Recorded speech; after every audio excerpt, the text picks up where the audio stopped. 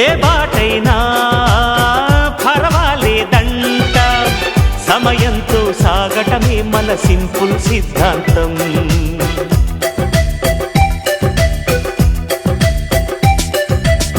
చిరుగాలికి పరిమళమిచ్చే సిరిమల్లెల వనమై ఉందాం, గగనాన్ని నేలను కలిపే హరివిల్లుల వంతెన అవుదాం. ఆనందం అంటే అర్థం మనమందా, ప్రతి పూట పాటై సాగే హుషారు సరిగమలో.